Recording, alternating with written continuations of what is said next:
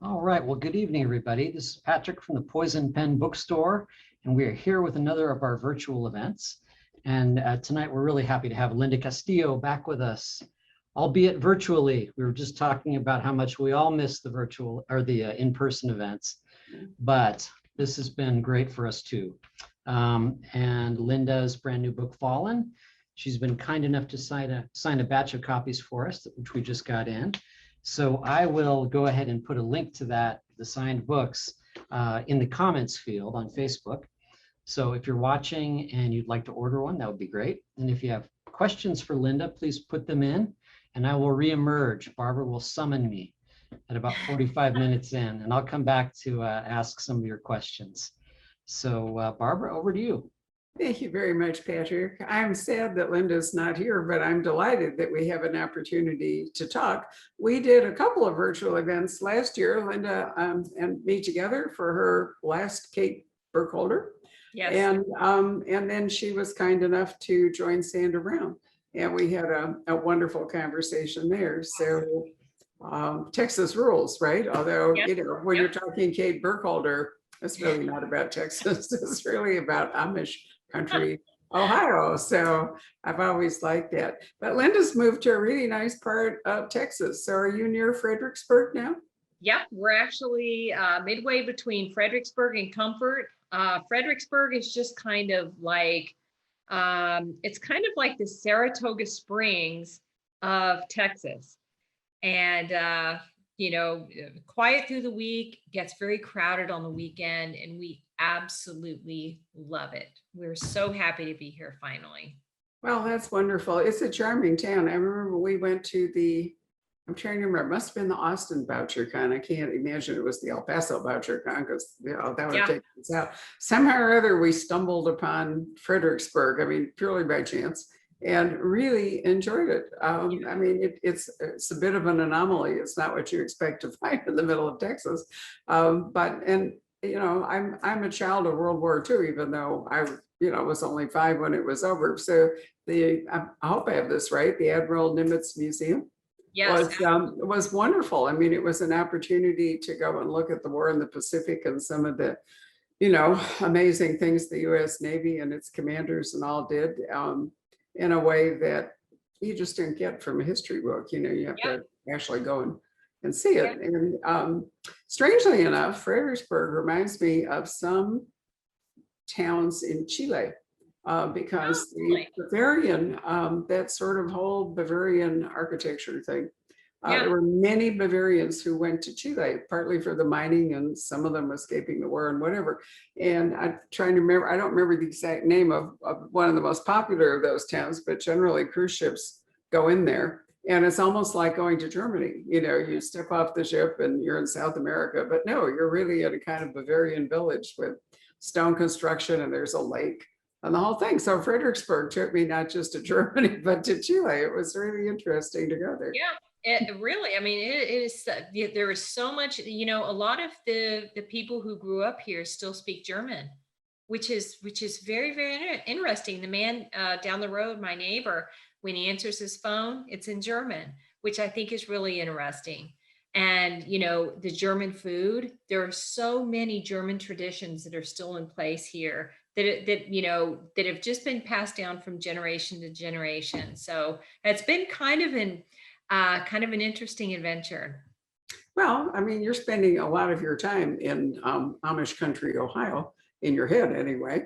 So I can see that, Fredericksburg would be kind of an interesting counterpart to it. So what is it, Linda? I mean, we've talked about this before, but for new viewers, what is it that drew you to write about Ohio and the Amish community? Well, there's more than one Amish community there, and they practice on different levels. I mean, there's very conservative up to almost liberal Amish.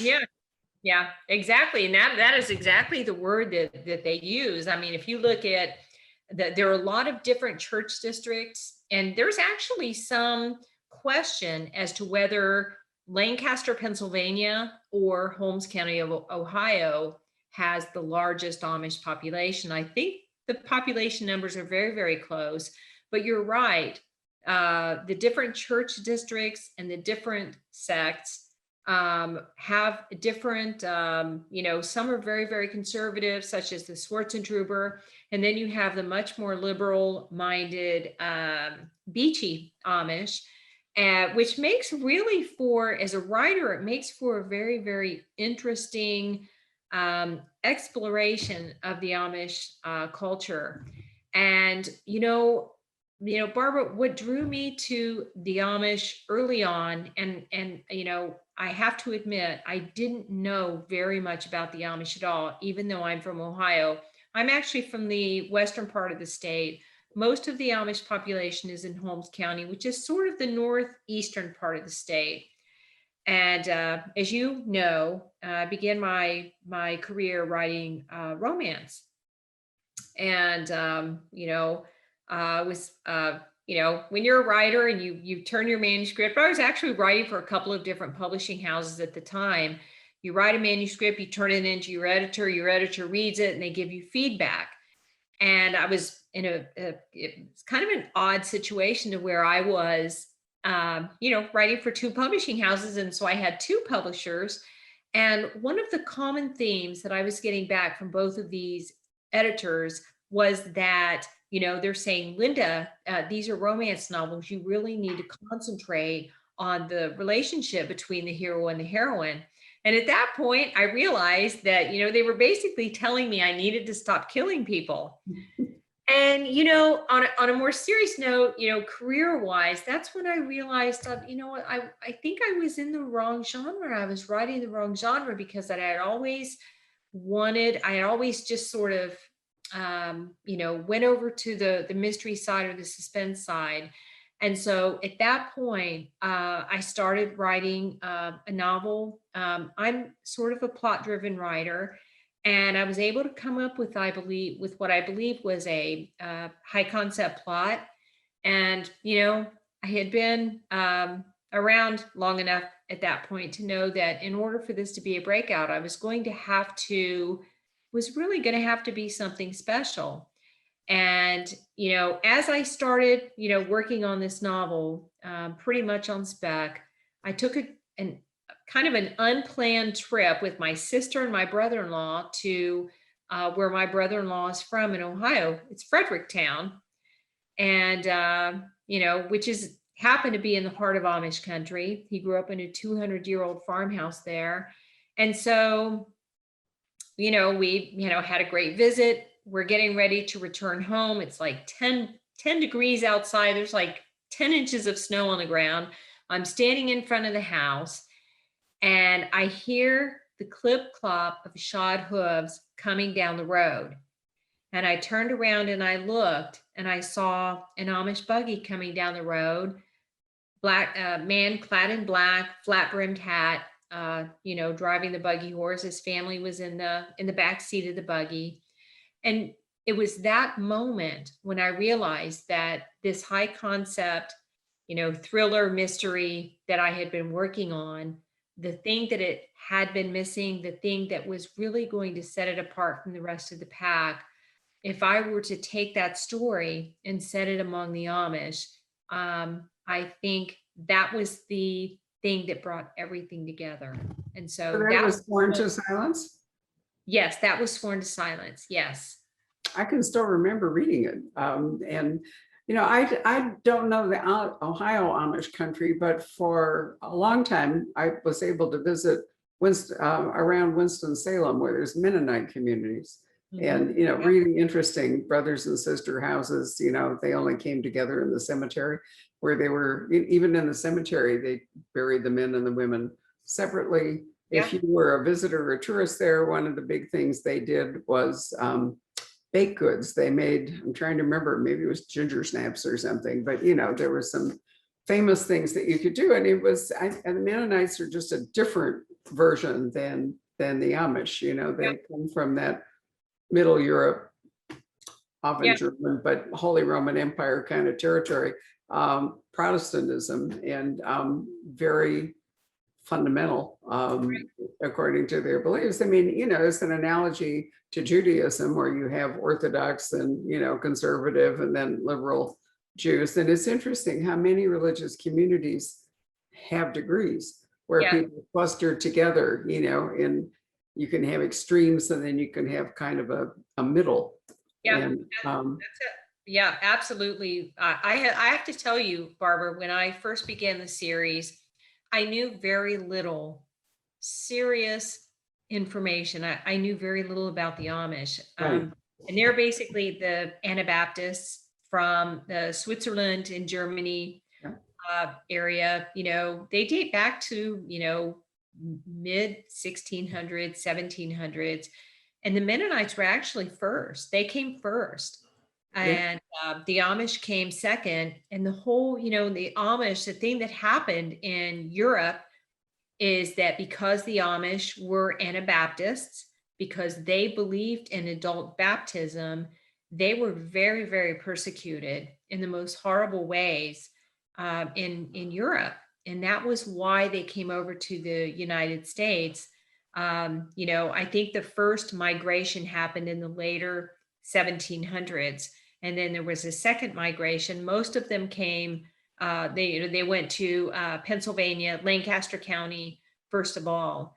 And so I have to tell you, the Hutterites are the other branch, so to speak, of the Anabaptist, the Anabaptist family. I thought of you because we went to BoucherCon, the big mystery conference in Vancouver.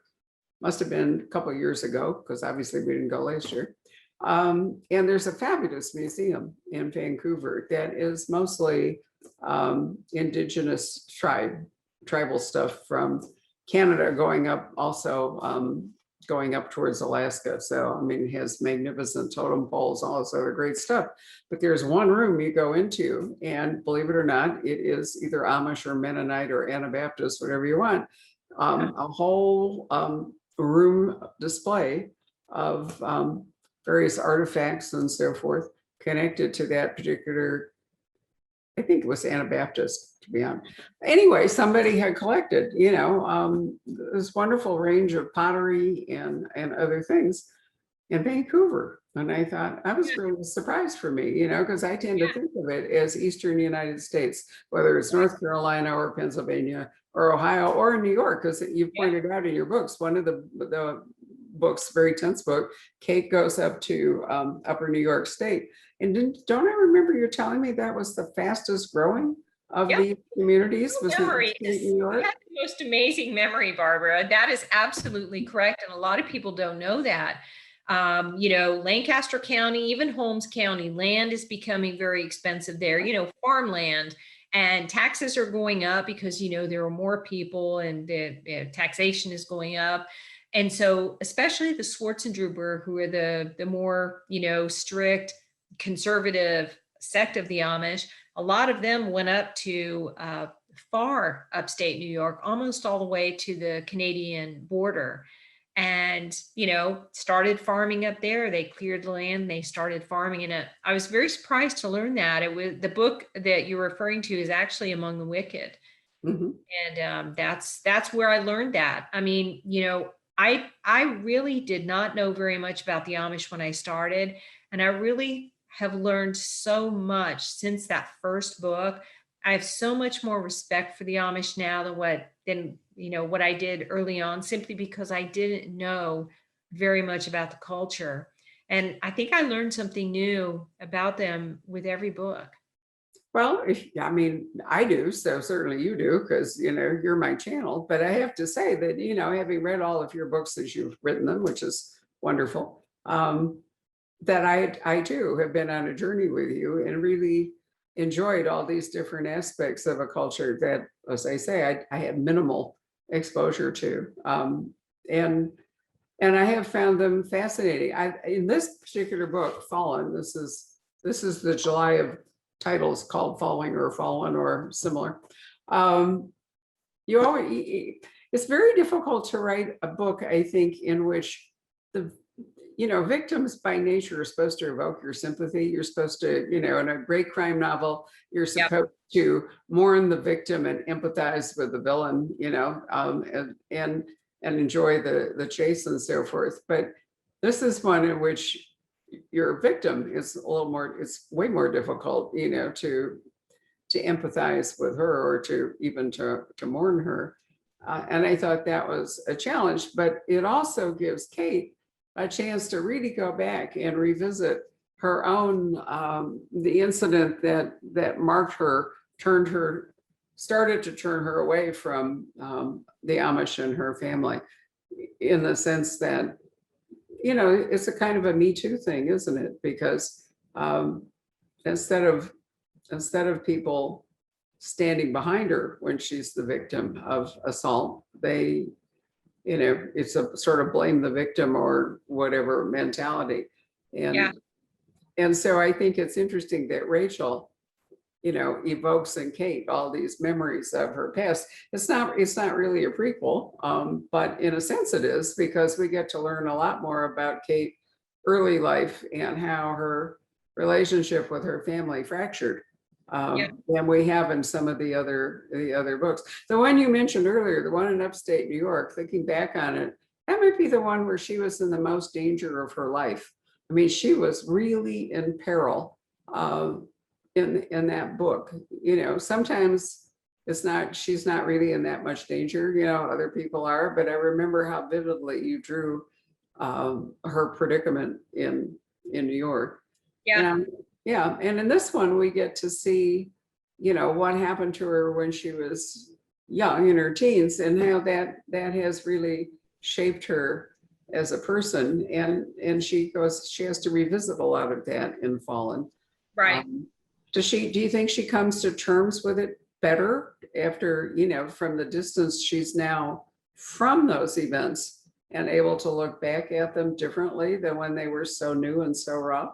Yeah, you know, Kate Burkholder, if you look at where she was, you know, especially in that first book, you know, Barbara, she was in, you know, she was not in a good place. She was, you know, one of the things I loved about her even early on is that she was a very imperfect character. And, you know, she made mistakes. And, you know, one of the things that I tried to do in Fallen, and I think I succeeded, was that I purposefully drew parallels between Kate Burkholder and the victim of this terrible crime, Rachel Schwartz. You know, Kate actually babysat for this girl when Rachel was, you know, a youngster. And so there's a bit of a personal connection there. But I think with Kate, you know, being a mature woman now, being in law enforcement, there's more, and there's more to that, and there's more to her relationship. And I think one of the things that drives Kate is that, you know, Rachel Schwartz was not perfect. She was, you know, she did some bad things. She wasn't always a good person, but she didn't deserve what happened to her. And I think because, you know, Kate was a very imperfect character. I think she understood Rachel. And I think that was the driving force behind her need to find justice for this young woman. Yeah, I agree with you.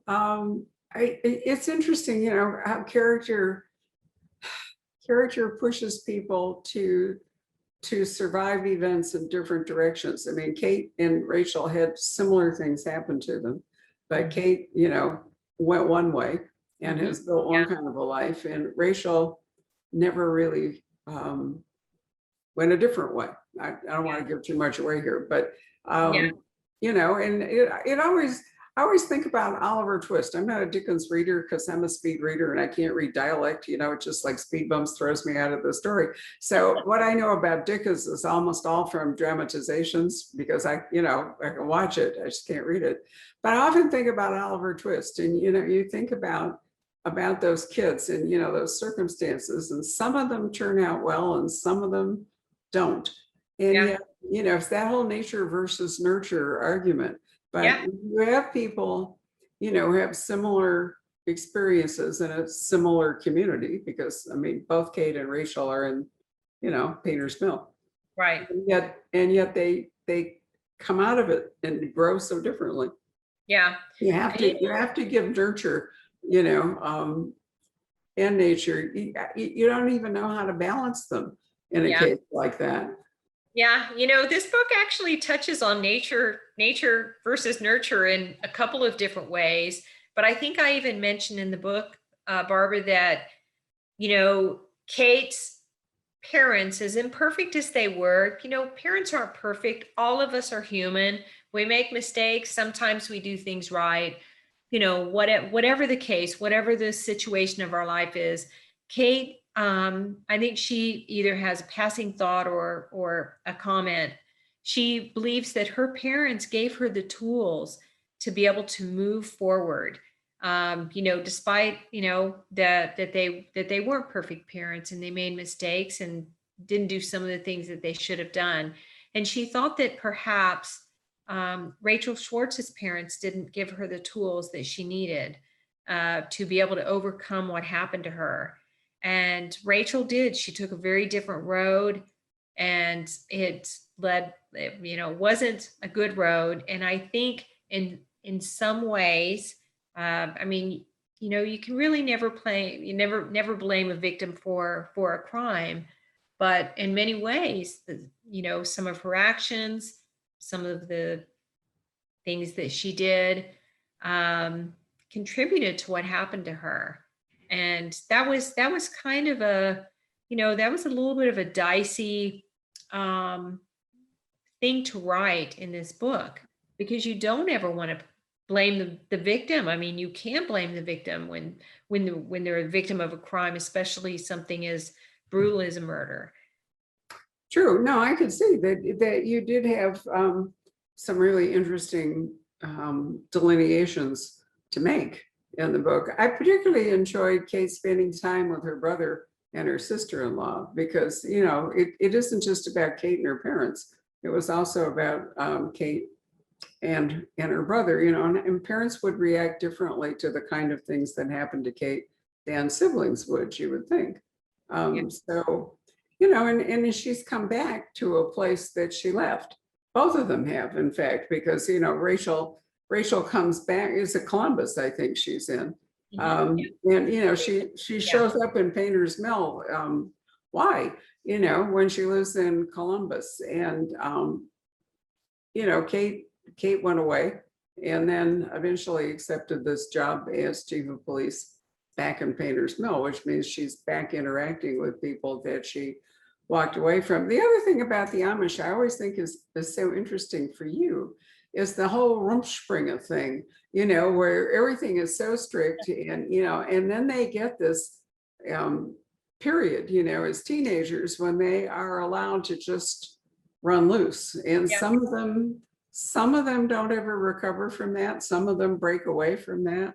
Yeah. Some of them come back, but they're all of them really at risk during that time. And you're right that maybe the tools that they got from their parents will help some of them do better than others during that ritual time that they have to kick over all the traces. Yeah. See what happens. And of course, inevitably, girls wind up paying a larger price for that kind of thing as a rule. Sex is involved because, so men don't get pregnant, they just don't.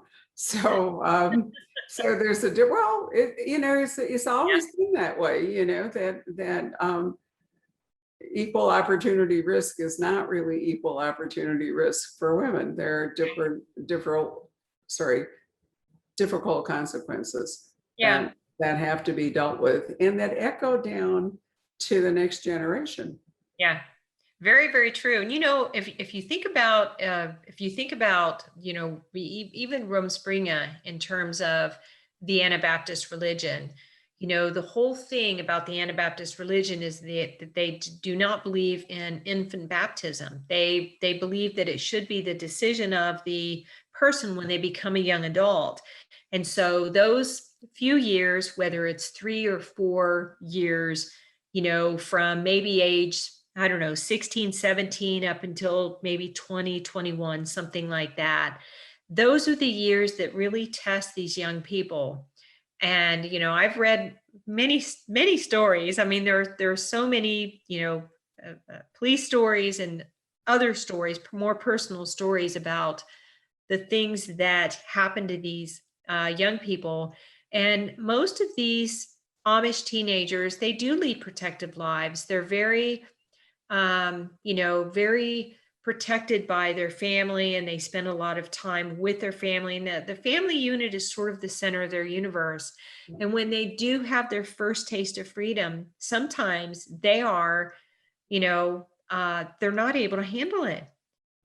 Some of these kids go overboard. There was recently a story out of Ohio, Holmes County, Ohio, where they had it's called an Amish Rager.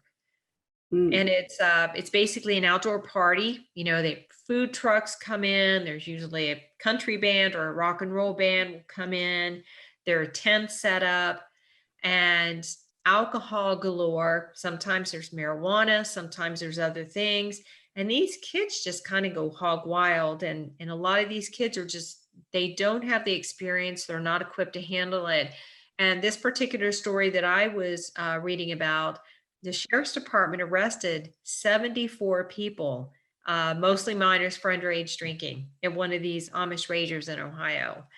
And so that's the sort of thing that, there's a little bit of vulnerability there. And there's, of course, some misbehavior, but a lot of this is just vulnerability because of, immaturity or lack of experience that during that age period.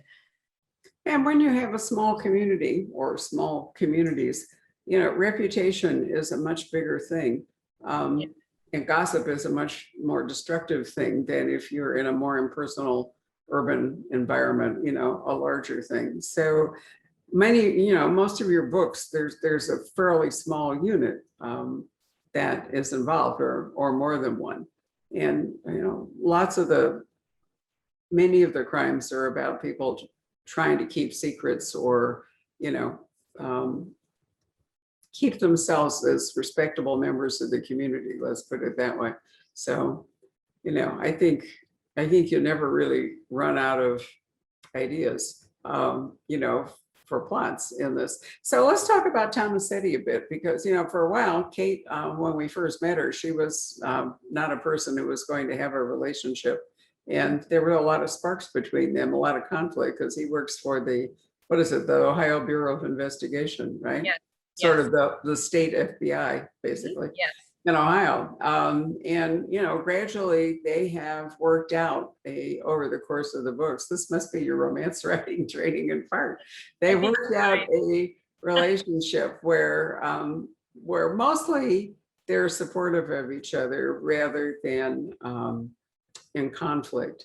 And because he has access to a larger law enforcement organization and more tools, he can help Kate in ways that her smaller department lack of a lot of resources wouldn't allow her to do. But of course there is, they don't really want to be found out, so to speak. I mean, they haven't, they can't keep it secret. They now own a house together and so forth. But, there's always the potential conflict of interest. So they kind of try to, and in this book, I like the way Tomasetti, I like the role that he played. So, did you feel like this was a book that would bring them a little bit closer together? Yeah. If you look at where Kate and Tomasetti were, especially in the first book, maybe even the second book, Tomasetti was, he was taking prescription pills. He was drinking alcohol. He had just lost his wife and children to a criminal who came after him. And he was in a very bad place. He was a very, sort of rough around the edges individual. And Kate was sort of the same way. She had a very personal connection to that first case that made the investigation of that case extremely difficult for her because she knew too much and yet she couldn't say what it was. And it's so hard for me to believe that this is the 13th book in the series. And I have to tell you, it has been very gratifying as a writer to watch these two damaged characters grow. And I think, Barbara, they have found balance, I Yeah. think, for the first time in their adult lives. And I love that. And I have fun with that. And I think that, if you look at some of, there's some darkness in some of these books.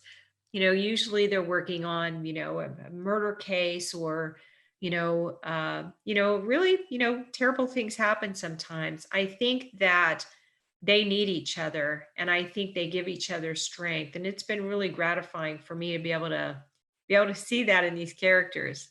I definitely agree with that. And you know what? There's a lot of darkness and violence in these books. Anybody who thinks that Yeah. these are romance and, light should guess again. The Yeah. one that starts out with a horrendous buggy crash is one of the most horrific books I have ever read. I mean, it's absolutely hair raising. From And us. you don't flinch from, from violence. And in fact, the victim, Rachel, in this book, has a particularly gruesome death.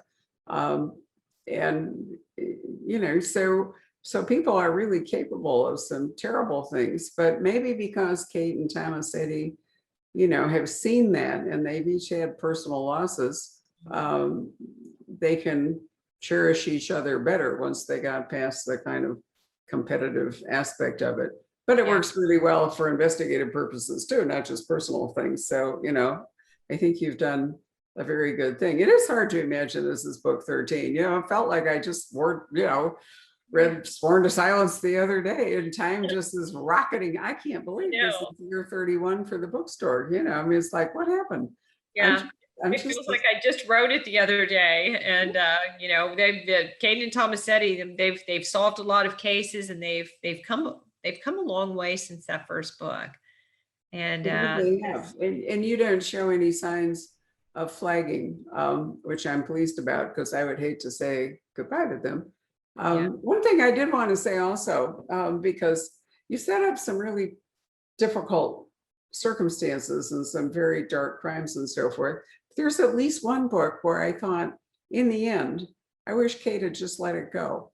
I'm not sure that her ruthless pursuit of the absolute answer and justice didn't do more harm than good. Yeah.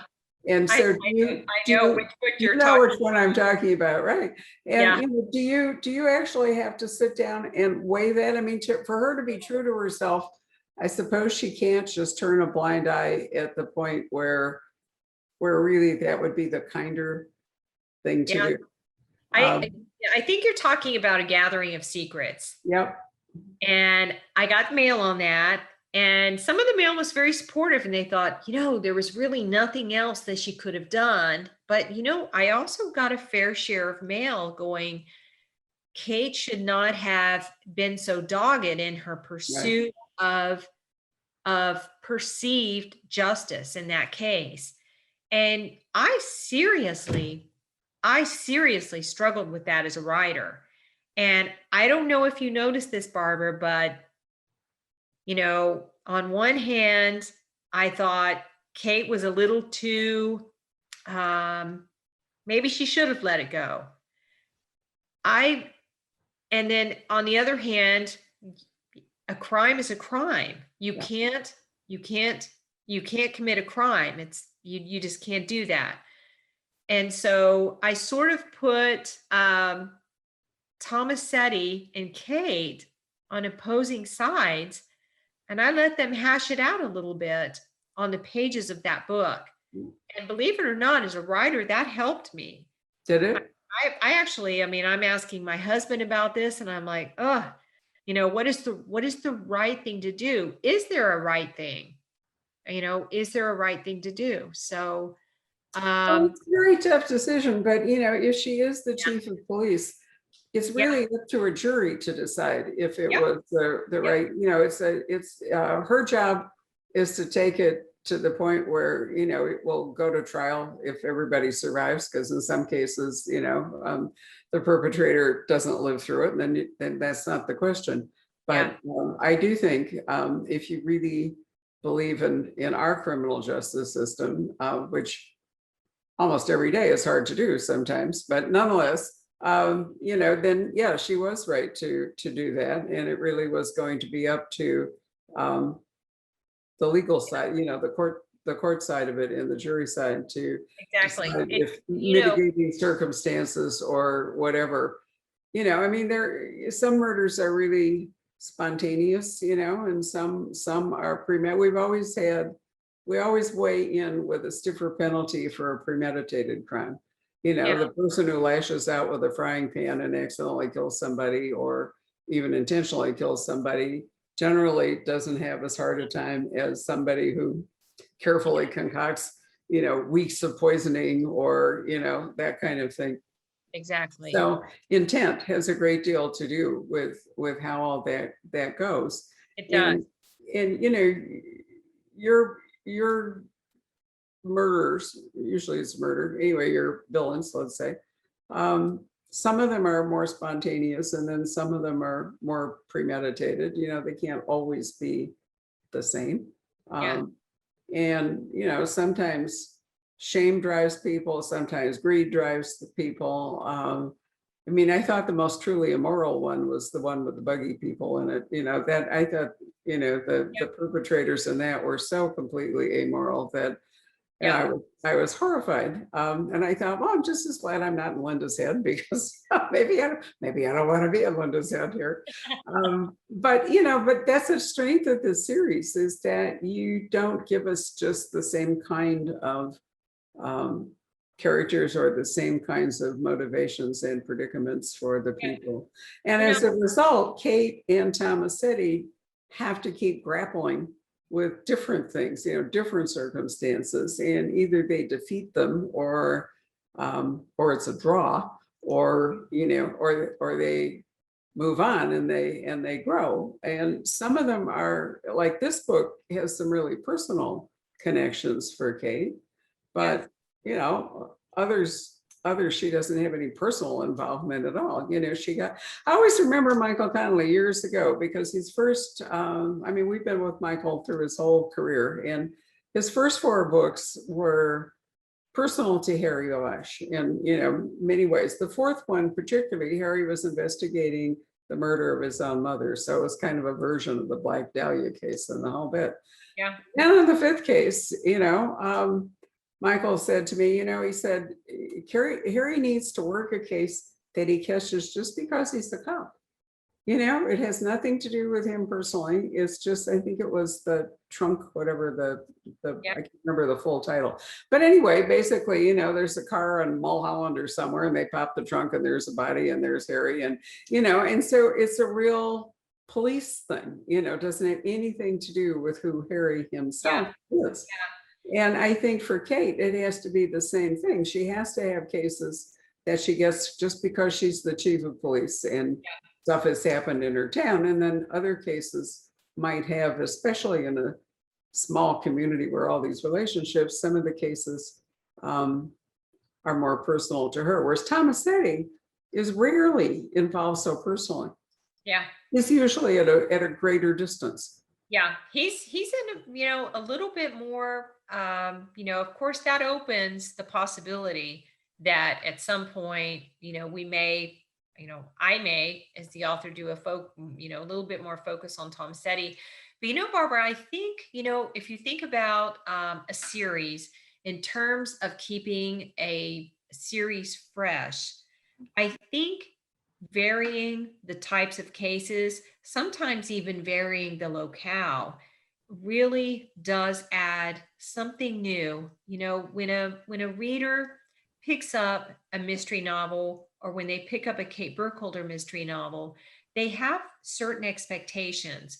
And I think as a writer, it's my job to not just meet those expectations, but to exceed those expectations.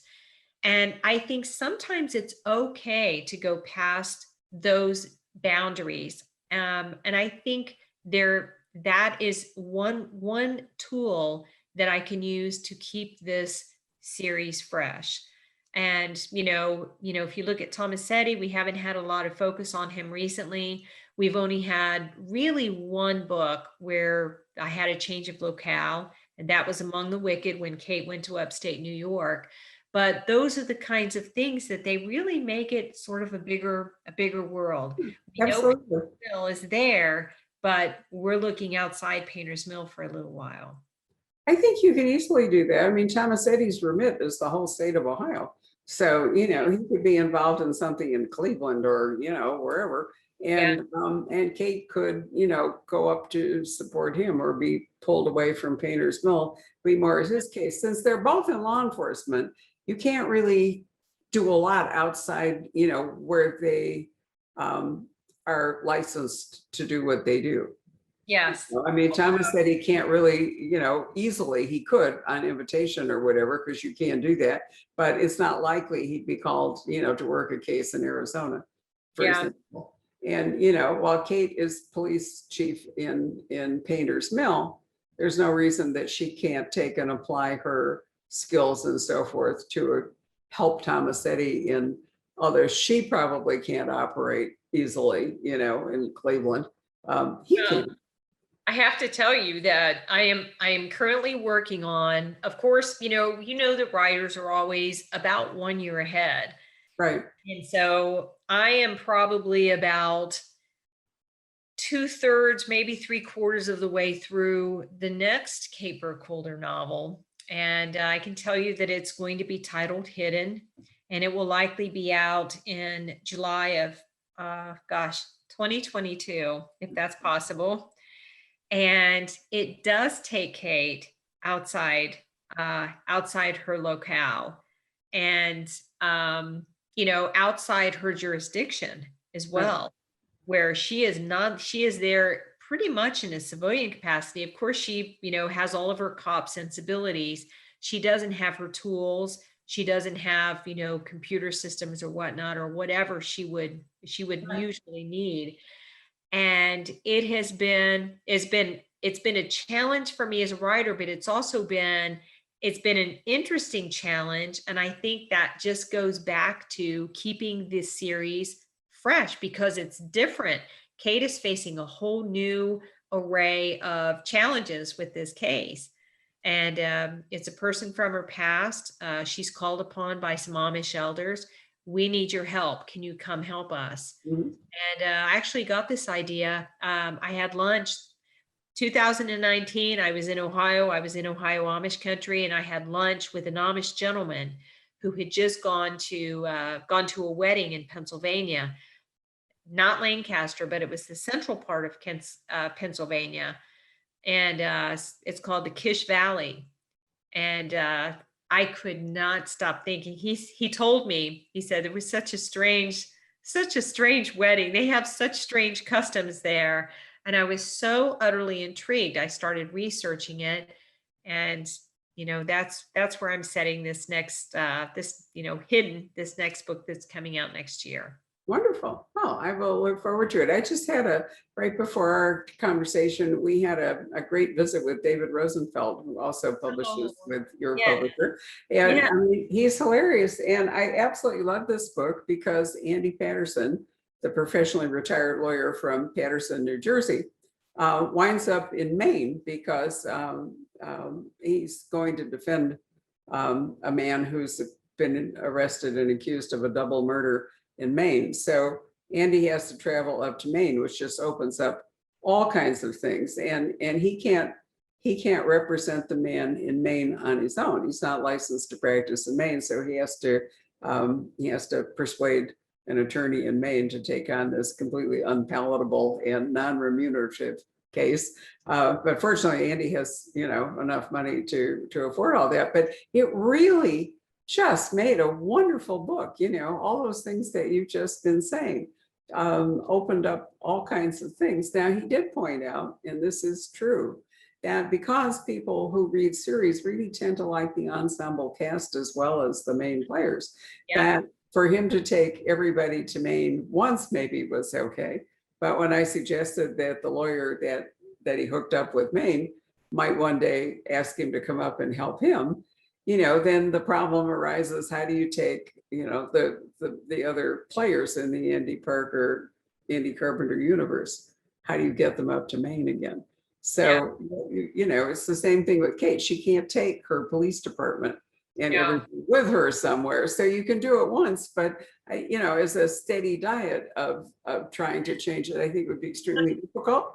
But I think you should. I think the whole Cabot Cove thing, is stultifying, and the more you can move her. You even had a couple of books back where she had to, or maybe it was last, I can't remember, where she has to liaise with the police chief in a neighboring, and so a lot of the book plays out down on the river, right? Down on the actual Ohio River rather than in Painter's Mill.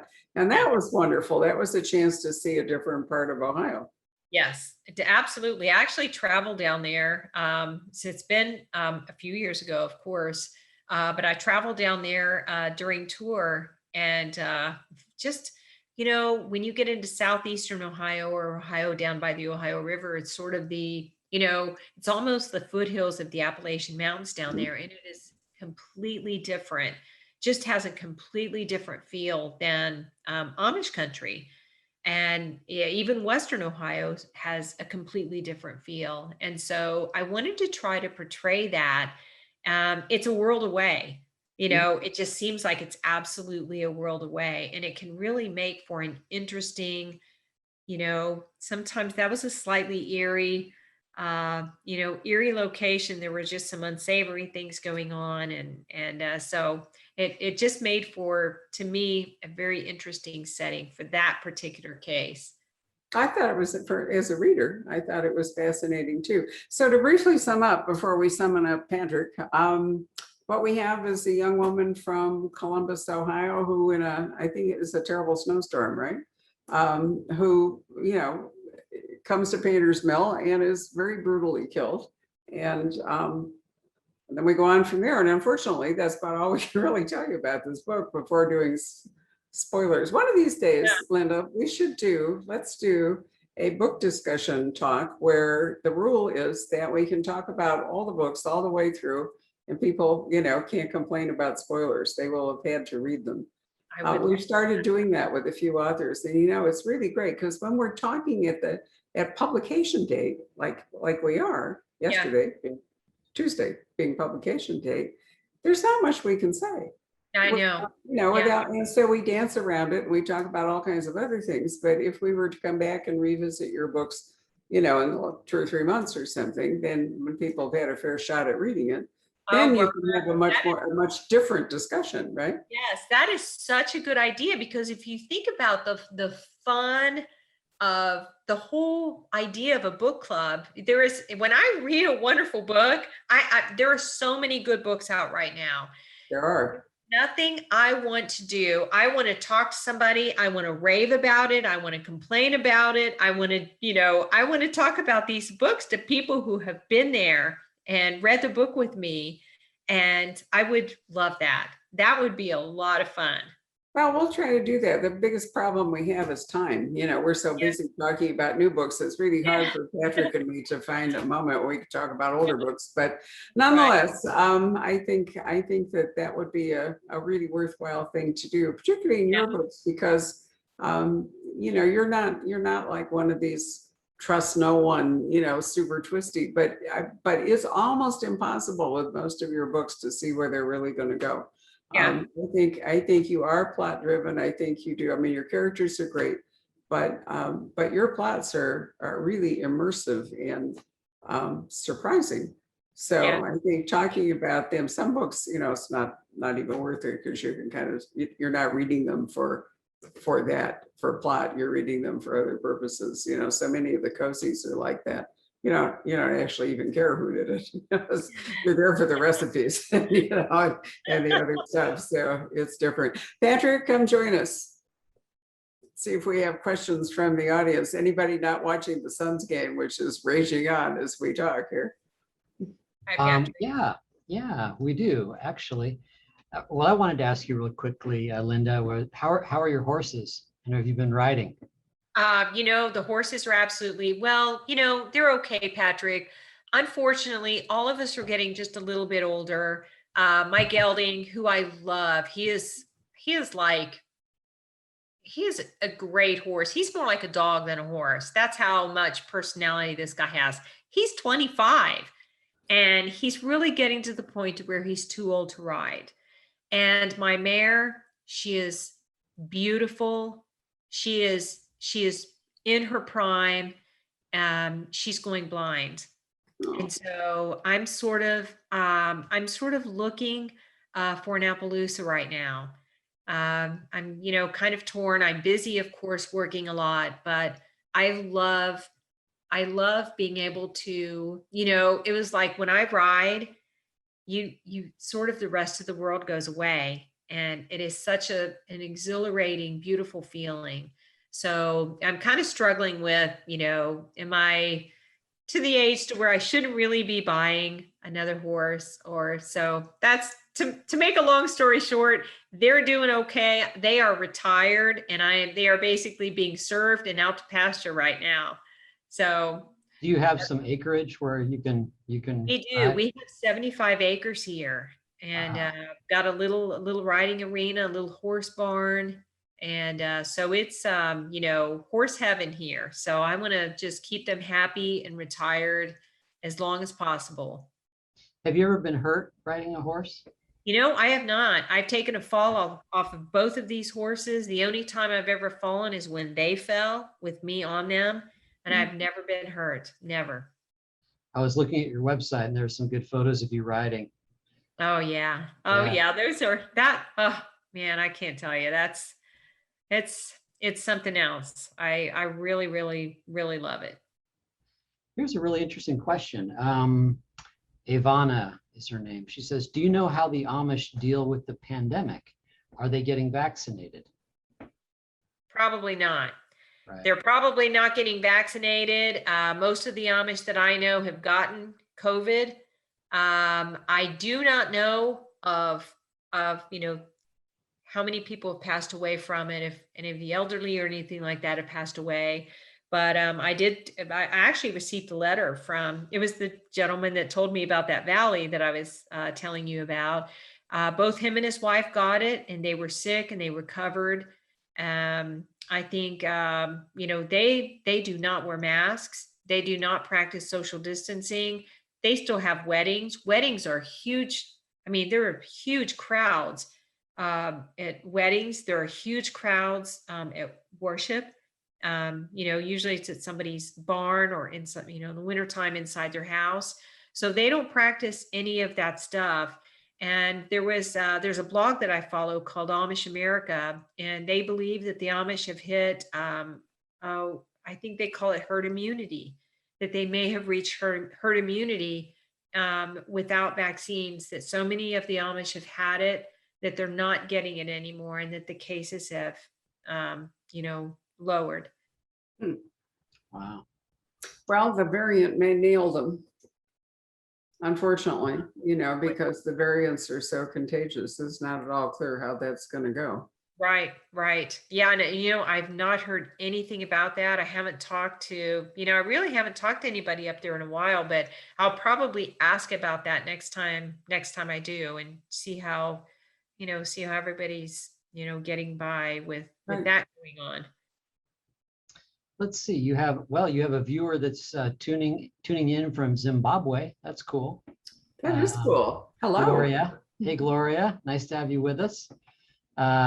Let's see. Lee or Leah has a question just about your writing process. Do you write every day? How do you get these books done? I had a corporate position, a corporate job for many, many years. I am an 8 to 5 girl. I get up, I write first thing in the morning. My brain's usually a little bit fresher in the morning than it is in the afternoon. I'm pretty much brain dead after 3 o'clock in the afternoon.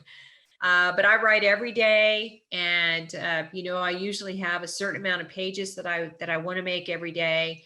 And I tend to be a little bit of a type A personality with, especially when it just comes to, writing and being productive. Many times I'll work on the weekends, and usually on the weekends I try to work maybe only, maybe a half day, 3 or 4 hours, something like that. And that's how it gets done. Wow. Did you talk about your collection of short fiction that came out earlier this year? Not a lot. I Yeah. don't, we haven't really talked about that. Simple Murder, is that it? Yes, it's called A Simple Murder. Came out in hardcover and it also came out in paperback. I think it came out in February. But these are short stories. They're short mysteries, and usually, I'll release one 30 or 60 days before the release of the novel, and they're usually only available on in e-format. And I get mail from people all the time, and they say, we don't like to read, we don't read ebooks. My husband and I, we don't read ebooks.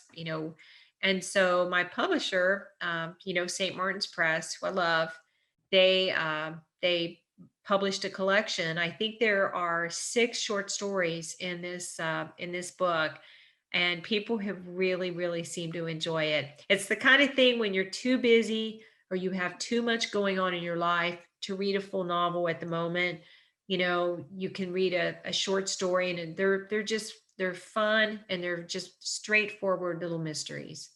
And they're all Burkholder Yes, stories, they're all right? Cape Holder, take place in Painter's Mill, and I have to say, I enjoy writing them. They're not dark. They're not complicated as far as plot or mystery. Just kind of a fun, straightforward mystery set in Painter's Mill. Wow.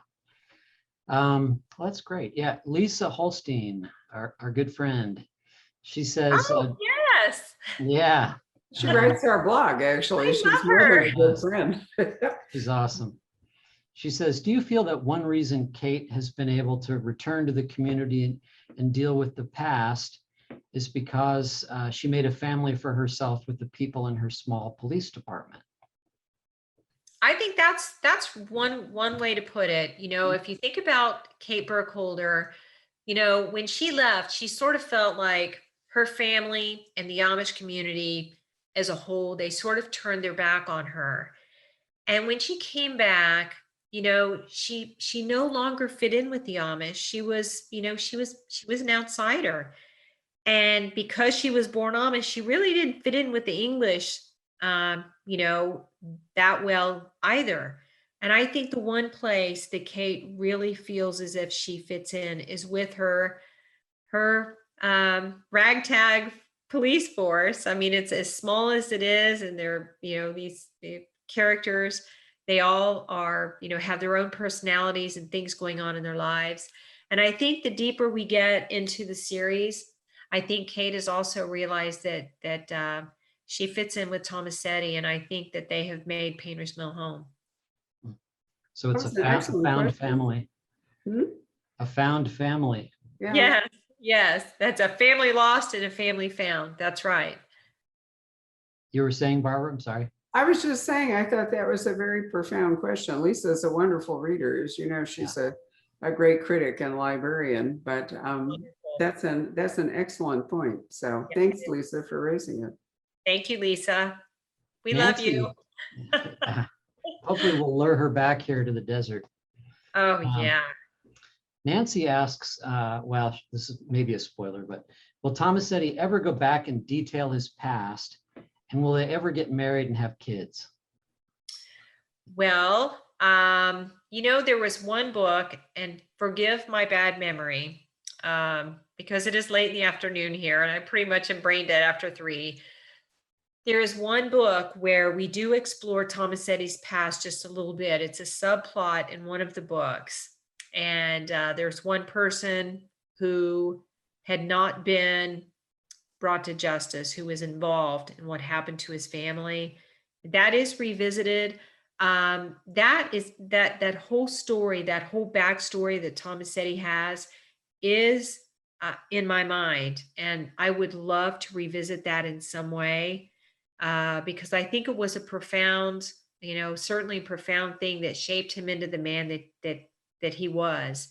And I would love to, find a way to tie up every single loose end in that. And as far as getting married, and having kids, I had a Zoom meeting with a book club here probably a couple of months ago, and we did a vote. And I was like, okay, so how many of you think Kate and Tomasetti should get married? And they said no.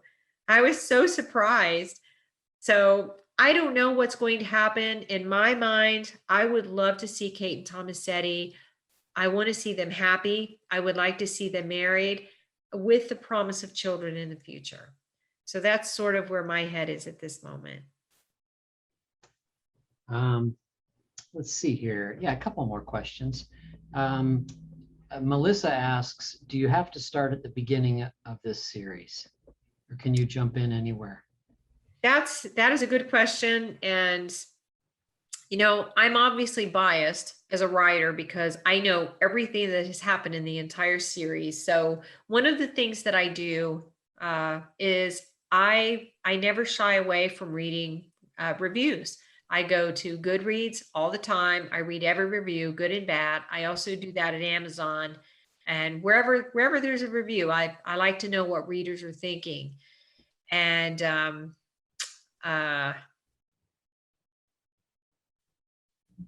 tell me that question again. I can sort of answer it for you, which is to say that each of the mysteries, each of the plots is entirely self-sufficient. So you could read any one of the books and you would not find that you couldn't complete the whole point of the mystery novel. But we've already talked about Linda being a romance writer, and the character and the relationship, particularly between Kate and Tomasetti, between Kate and some of the other characters, develops. And so if you don't start with Sworn to Silence and move forward, if you read something later, it will and spoil some of the things that you will learn if you started back at the beginning. I mean, there are going to be inherent relationship spoilers, even if there are not plot spoilers. So I would certainly recommend that you read them from the beginning if you wish to. But in the real world, often readers stumble upon an author with a random book, and you think, wow, I really love this. I wonder if there's any more. And if that happens to you, then you can go back to the very beginning, because fortunately, in Linda's case, all of her books are in print. So that's not true for every author. Sometimes you can't go back and read the original books because they've fallen out of print, or you're forced into digital or something. But all of Linda's books are available. And so wherever you start, I would recommend you stop with that book and then go and read your way forward. Yeah, you really get, I totally lost my train of thought, but a lot of readers say that they're okay as a standalone, but they felt as if they were missing just a little bit because they didn't know what the backstory was. And, so if you want to know the backstory, and I think in this case, especially in the case of Kate Burkholder, that's important because you get a lot of backstory about what happened to her in that first, especially in that first book. So that was Sworn to Silence. Yes. Sworn to Silence. Yeah. Is it a challenge as you go, write more and more books to kind of juggle? All right, so how do I orient the new reader who's just discovering Kate's world? How much of the backstory do you kind of salt in? Yeah. That is really, it is one of the things that I look at very carefully, because if you overdo it, you're going to bore readers who are already familiar with the series. And of course, that's the last thing you want to do, is bore your readers. So I usually try to do just a little bit, give a little bit of just so people know that Kate is formerly Amish and she left the Amish when she was a teenager, and just sort of leave it at that. And I think if readers enjoy the book and they want to go back and they want to find out more about Kate Burkholder, they're always able to do that by looking at those older books. They can. And let me point out too, because this comes up an awful lot, that publishers, as a general rule, are very helpful in telling you the order of the series. And so they list the earlier books right inside the book. And sometimes they do it from top down, the first book, and then you move down to the most recent one. And that is the case with Linda. So you see Sworn to Silence, and then you move all the way down to Outsider, which is the book before Fallen. So you've got a map in whatever book you picked up. You've got a map to read the books in the proper order. And there's also, what is the one we use at the store, Patrick, all the time? There's a website where you can go and, it lists practically every series in chronological order. I can't remember what it's called. StopYourKillingMe.com. That's it, StopYourKillingMe.com. Right. Or Fantastic Fiction is very good too. Yep, or fantastic fiction, and they make a point of trying to help you with series. And then many author websites, I haven't been to Linda's recently, but many times authors' websites will list all of the books. If they're writing more than one series or one different kind of book, they will try to separate them and then do them in some kind of chronological order. So really, it's not hard, to figure out how to do it once you find an author that you think you'd like to explore. Exactly. Yeah. And I do list them on my website as well. Do you have any ambitions for books set in a completely different world? I do. Not science fiction, but or maybe science fiction. Who knows? Yeah, well, not science fiction. I really do. I don't know what it says about me as a person, but I love crime fiction. Unfortunately, we are never at a shortage of crimes as far as, research and all of that. But I have some ideas that, crime fiction ideas that would just make fantastic novels. And, I've got a couple in the works right now that, I can only write so fast, and I'm sort of focused on the Kate Burkholder books right now. But while I'm working on the Kate books, I think my subconscious is also working on these other books at the same time. And, the thought, it really is a little bit of an exciting thought to be able to put something like that, a book like that out. I think I've got a couple of really good ideas I'd love to explore. You're being very cryptic. Are they set in Texas? No, they're not. No, they're actually set in Ohio. Oh, okay. Yeah, they're actually set in Ohio. One's set in Pennsylvania, one is set in Ohio. Awesome. Yeah. Anything else there, Patrick? Yeah, maybe a good final question. A couple of people are interested in what you're currently reading. Oh my gosh, what am I not reading? No, just kidding. Lisa Unger, Confessions on the 745.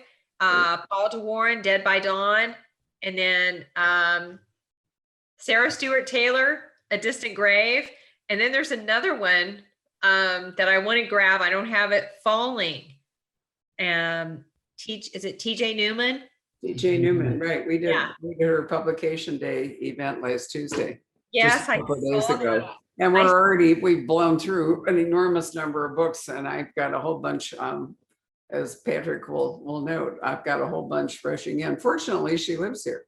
So it's not a logistical nightmare to get an extra supply. But and there's a wonderful also airline book called Hostage by Claire McIntosh. They're very interesting to read together when you can take a kind of similar concept and see how completely differently two authors write, there's no copyright on ideas or on concept. And it's fascinating to see that a similar set of circumstances can be formed into completely different books. So I read them back to back, and I thought that was really a wonderful thing to do. So I recommend that to everybody, because it gives you a chance to see how you can explore something and make it all yours. And you can take it. Even if it's a similar idea. Did you say Claire McIntosh? She's a British author. McIntosh. So it's called Hostage, and the other one's called Falling by Newman. So really interesting pair of books to read together, I think, this summer.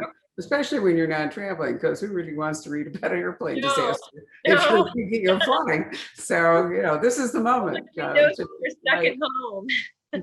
Absolutely. Well, Linda, as always, it's been an absolute joy to talk to you. Patrick will remind you that we do have autographed copies of Fallen, which is a spectacular book, as indeed the entire series is. So we will have a podcast of this talk available tomorrow, and the video will live on YouTube forever. So if there are people who who haven't had a chance to tune in tonight, they can either download the podcast or watch the Facebook video, and that makes it fun. So a treat, my dear. I will already looking forward to next July, but we'll talk about whether we can find some time to do a kind of in-depth discussion of the Sounds complete good. book.